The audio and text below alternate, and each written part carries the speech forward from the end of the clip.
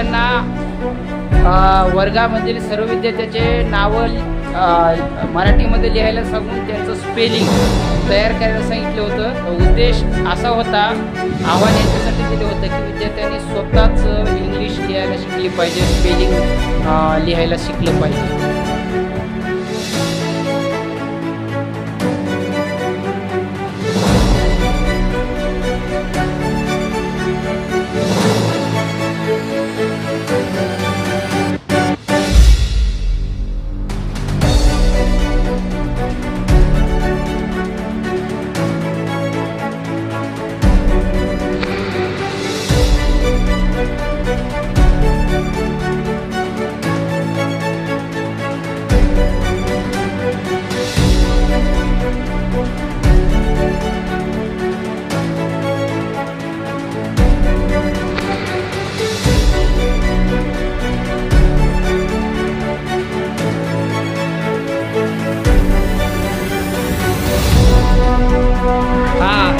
लक्ष द्या, आता याने बोर्डावर काही मुलांचे मराठीतून नाव लिहिले आणि त्याचं स्पेलिंग लिहिले, बरोबर। आता या स्पेलिंग मध्ये काय मिस्टेक आहे ते तुम्हाला शोधायचे। कोणत्या नावात कोणती मिस्टेक केला त्यांनी, चूक काय केला शोधायचे। त्याच्यामध्ये स्पेलिंग मिस्टेक सांगा। हा काय झालं, इकडे या, इकडे येऊन बरोबर करा, एक जण या।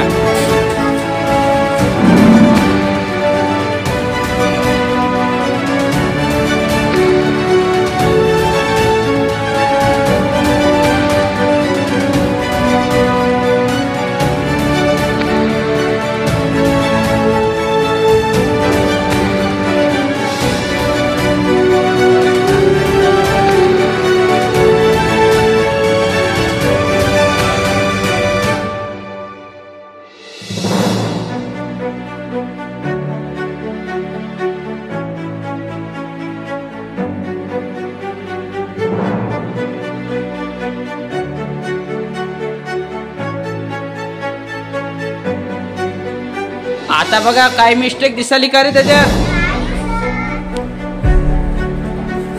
दिसाली का?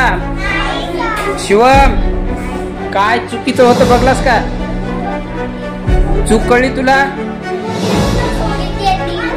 हा, याच्यामध्ये विद्यार्थ्यांनो अजून एक नियम सांगायचा म्हणलं तर जेव्हा नावाची सुरुवात होते तेव्हा नावाचं पहिलं अक्षर हे कॅपिटल असतं आणि बाकीचे सगळे स्मॉल असतात। तर तुम्हाला या शब्दामध्ये कुठं दिसाले? हा, दत्ताच्या मध्ये काय झाले की हा कोणतं अक्षर आले? टीचं। मग त्याला स्मॉल करा।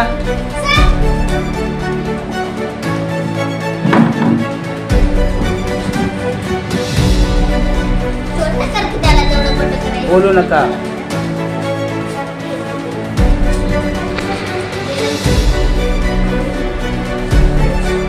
शाबास, आता सगळे बरोबर आले का रे? अजून कोणतं राहिले? तू इकडं वय शिवम, तू इकडं वय।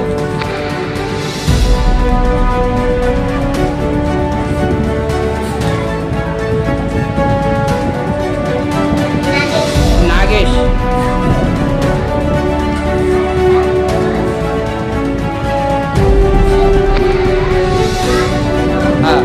आता आले का सर्व स्पेलिंग बरोबर?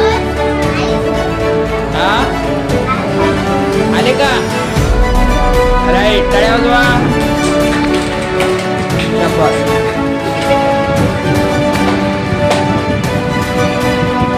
तर मी आज विद्यार्थ्यांना वर्गामधील सर्व विद्यार्थ्याचे नावं मराठीमध्ये लिहायला सांगून त्यांचं स्पेलिंग तयार करायला सांगितलं होता। आव्हान याच्यासाठी दिलं होतं की विद्यार्थ्यांनी स्वतःच इंग्लिश लिहायला शिकली पाहिजे, स्पेलिंग लिहायला शिकलं पाहिजे।